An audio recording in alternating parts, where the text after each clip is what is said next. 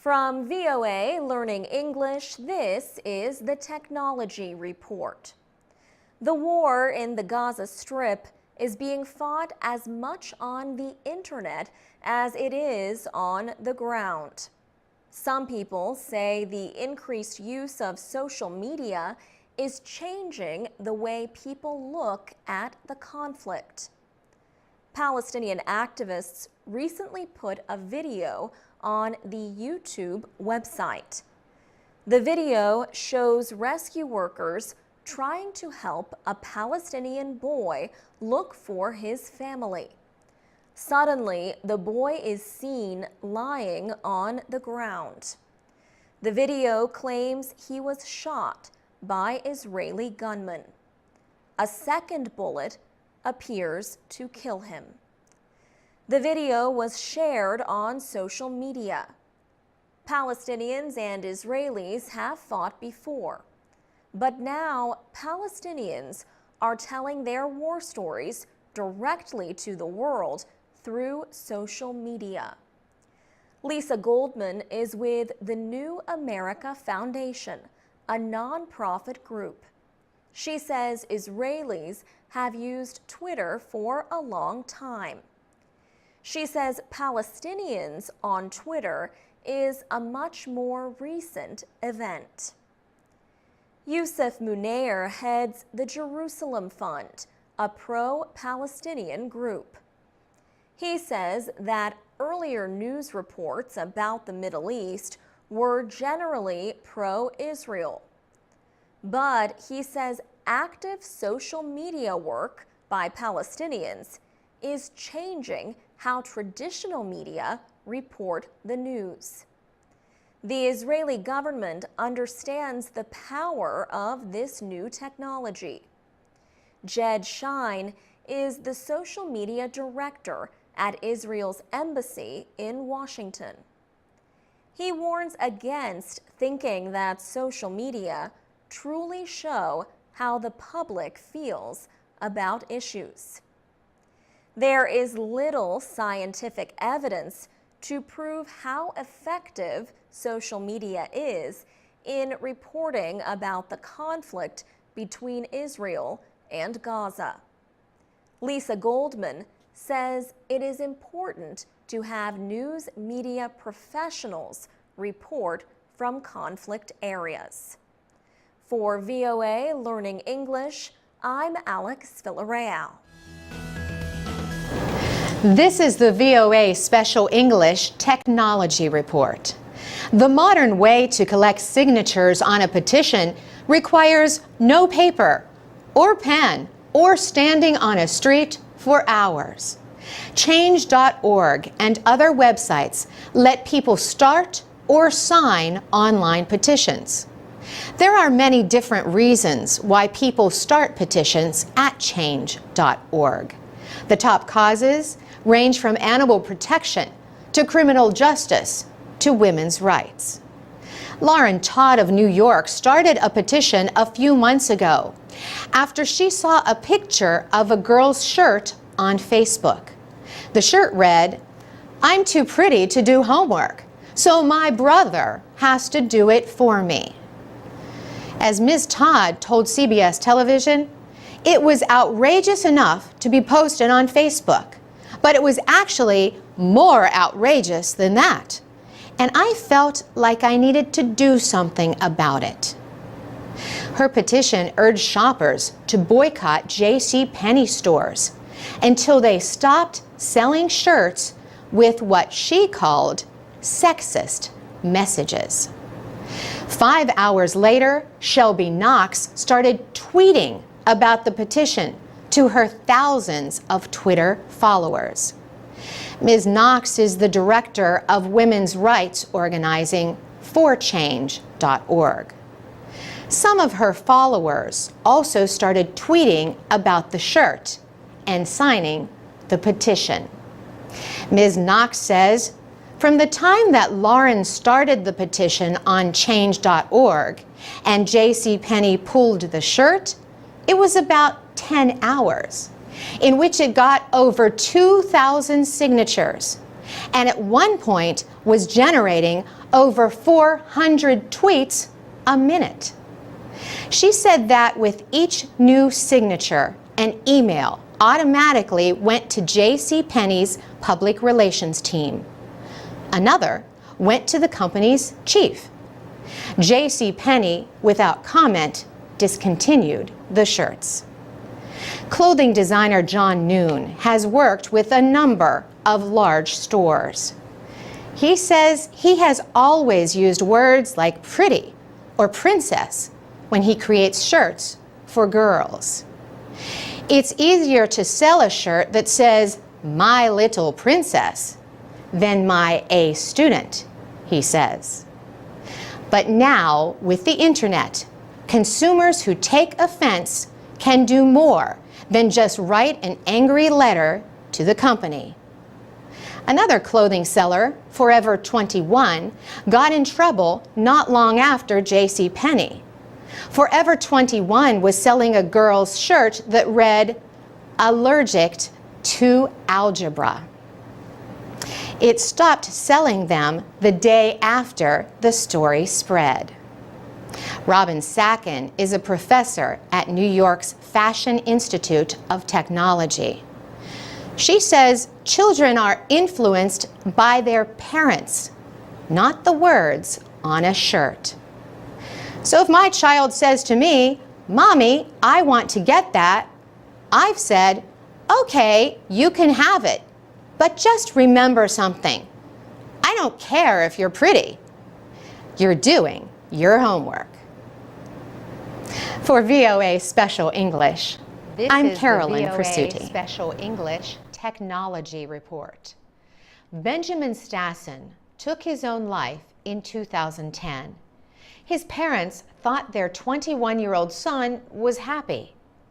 Since his suicide, they have attempted to learn why he killed himself.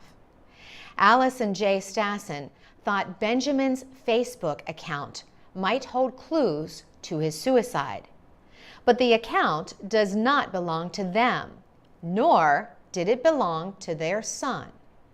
Facebook owns everything in his account. That is what the company says in its user agreement. Jay Stassen says he found it difficult even to communicate with Facebook. If you search on the homepage of Facebook for an email address, a mailing address, a phone number, or a contact person to help, he says, you will find little information. A court ordered the company to let the Stassens see their son's account, but Facebook has yet to obey the order. 34-year-old Mac Tonys died in his sleep in 2009.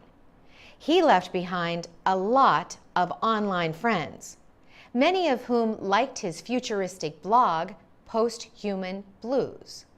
Work on the blog stopped when he died.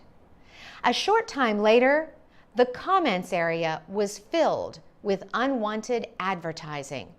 That angered his friend, Dia Sobin. He said the advertising, or spam, dishonored his friend.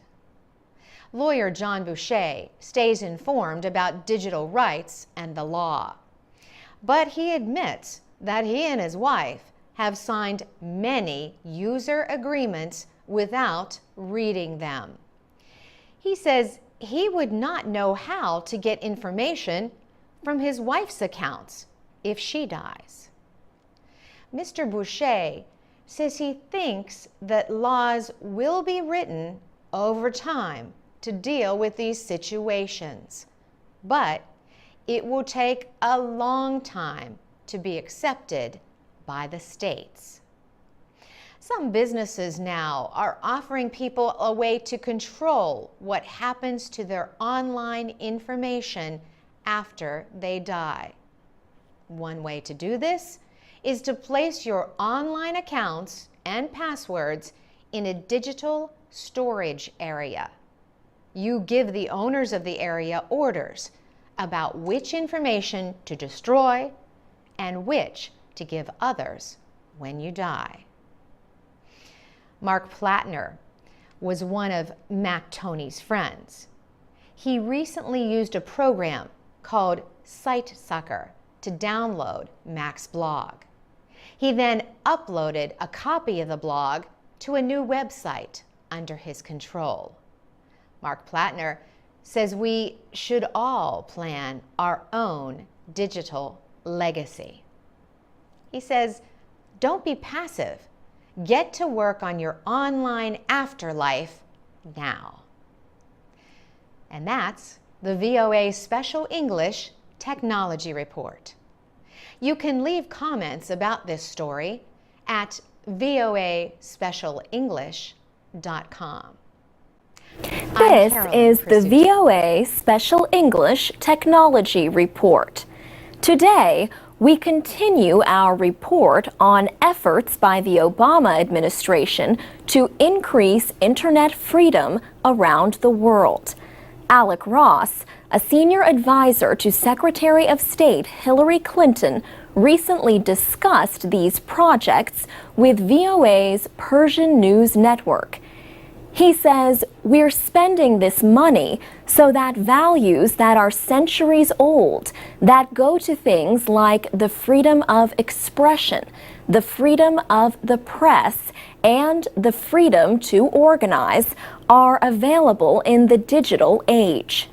The New York Times reported that the State Department expects to have spent about $70 million on these efforts by the end of this year. Alec Ross says one project involves a so-called panic button. People could use it to quickly remove a list of contacts from a phone or computer. He says what's happening right now is people are being arrested and they are being forced to hand over their passwords a lot of the times for their social media accounts. Freedom House, an organization in Washington, released a Freedom on the Net report in April. The group studied 37 countries. It found that 23 of them had arrested internet users for content posted online.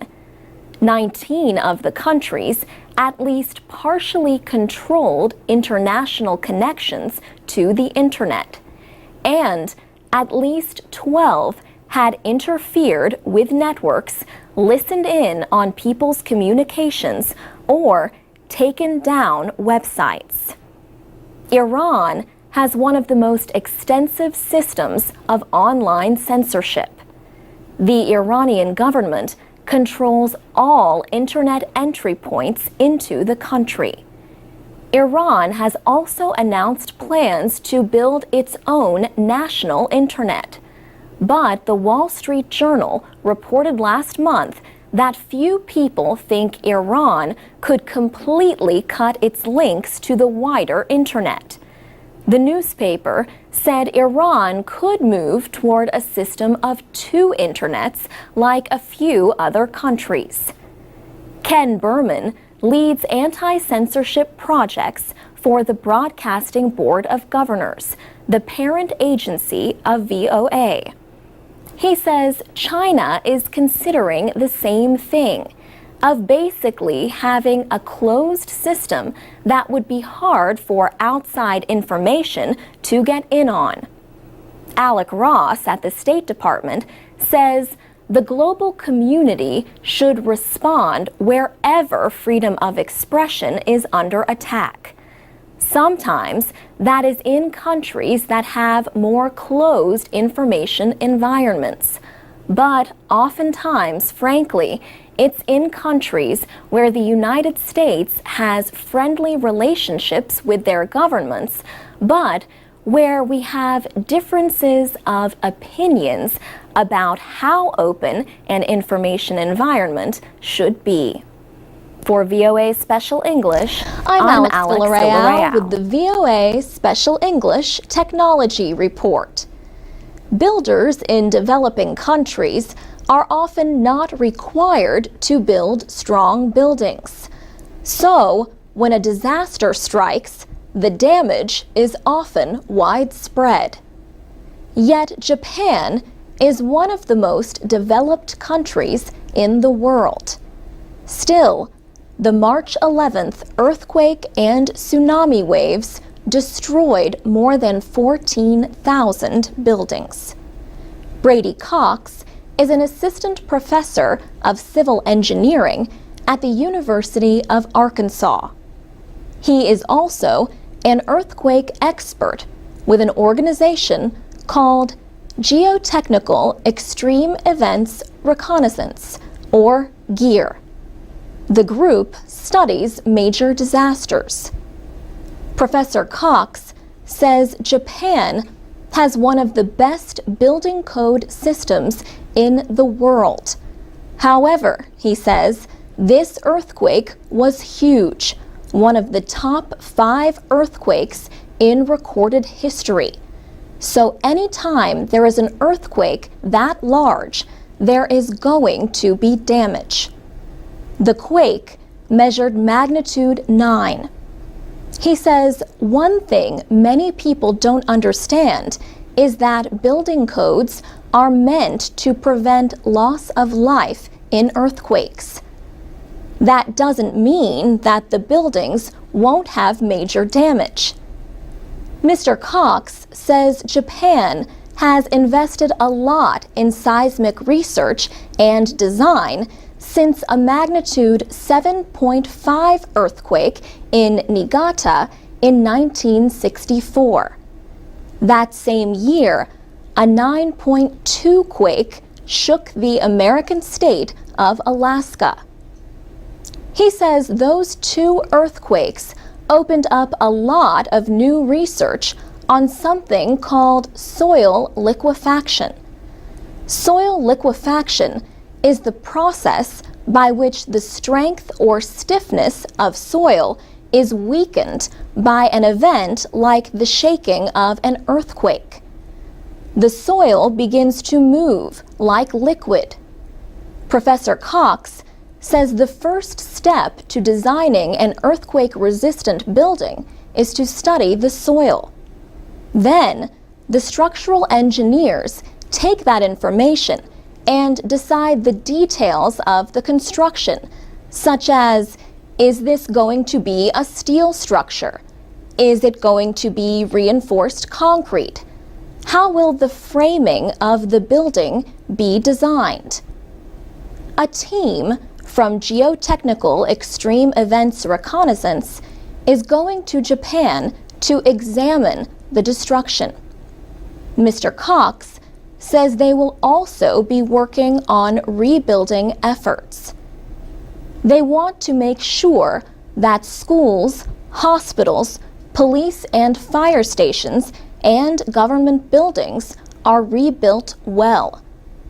Mr. Cox and other members of GEAR went to Haiti after the powerful earthquake last year and continue to work with Haitian officials.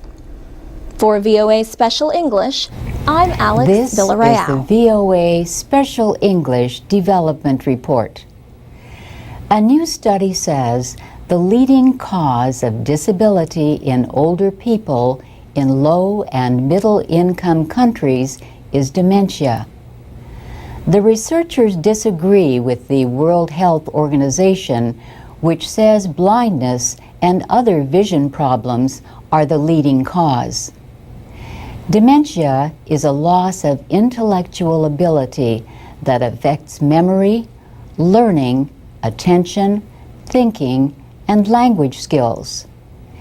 People with dementia may forget family members or not know what day it is. Sometimes they become angry or sad, hear voices, or see things that are not there. Renata Souza from the Institute of Psychiatry at King's College London and other researchers wrote the new report.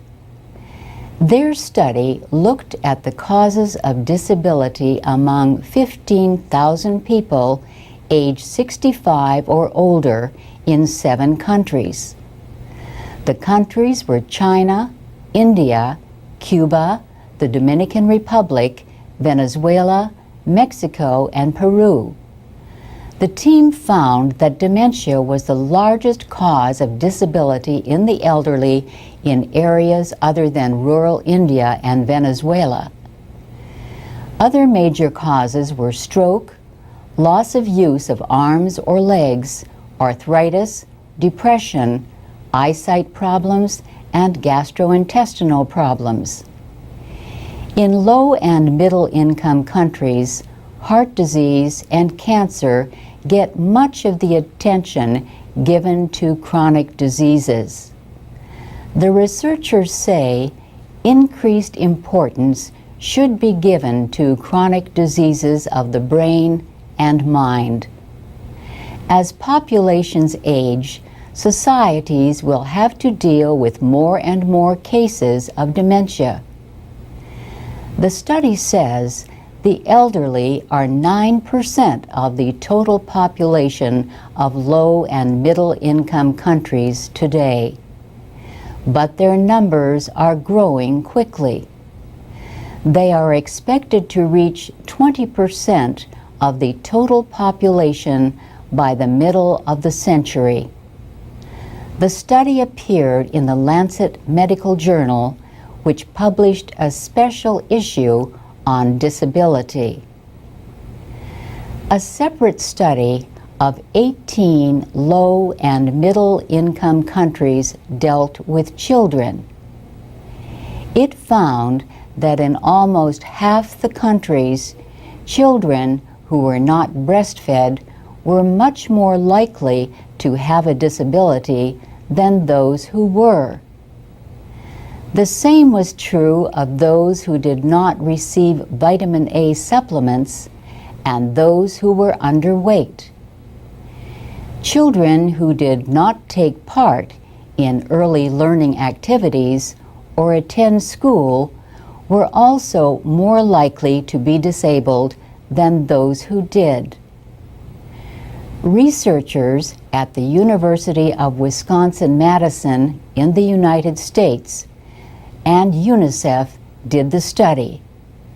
And that's the VOA Special English Development Report.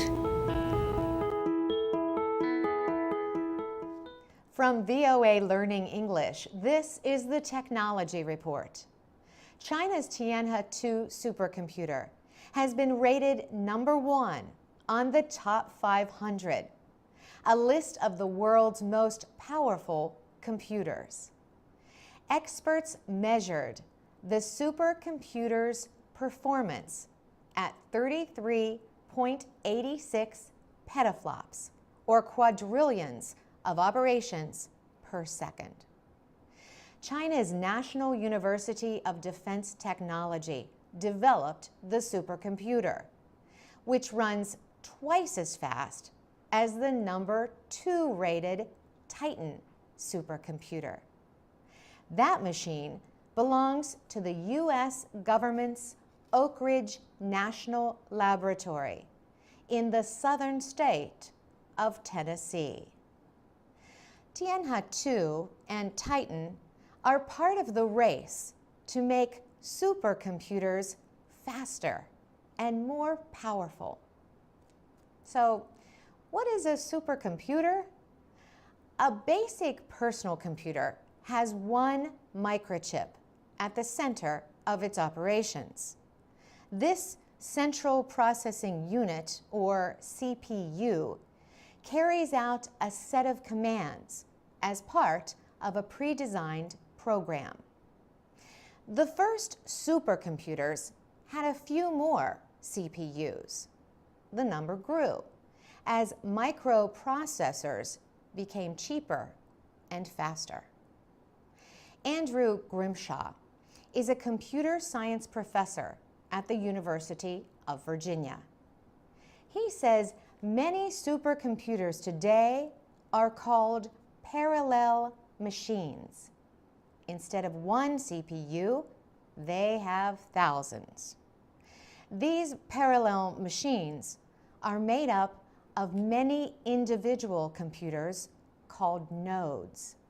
They are positioned in one block.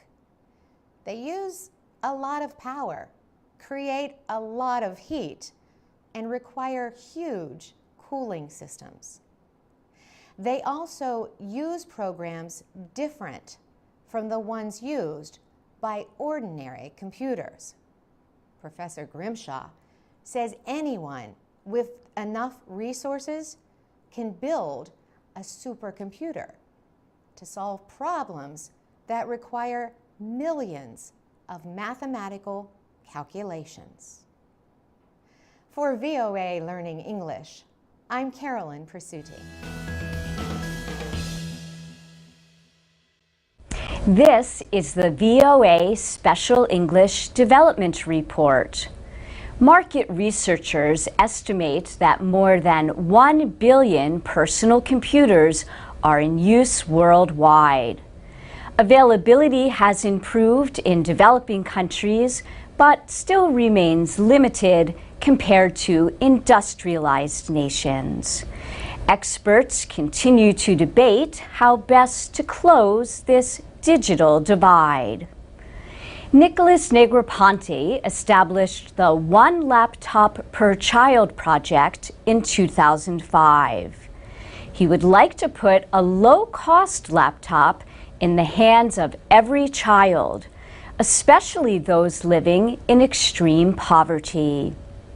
His nonprofit organization has shipped its specially designed laptop to developing countries around the world.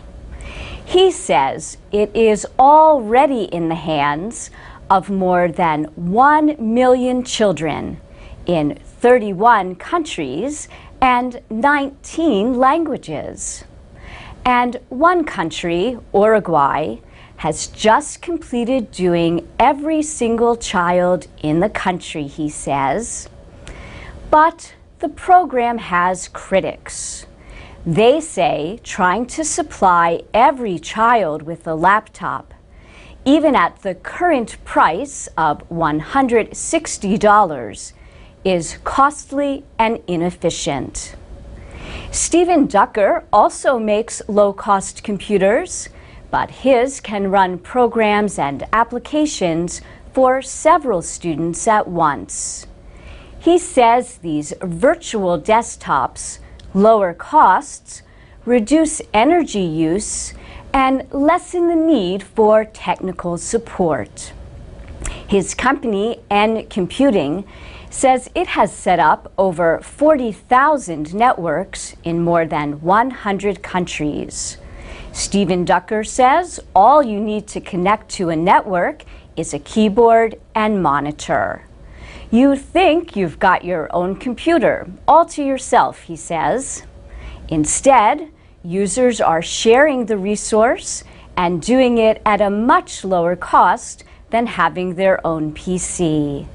As computers reach more children in developing countries, so too in many cases is the internet. It can be a great educational tool. But children also need to learn about the possible threats that can be found on social networks and other sites. Mark Mutunga is with Microsoft East Africa in Kenya. He says poverty may put African children especially at risk. They are being told, hey, you know what? I can send you a few dollars. I can come and visit you. I can buy you a ticket. You come to my country. His company is working with the Kenyan government and a children's rights group. Mark Mutunga says the coalition is trying to educate the public about how to protect children from online abuse.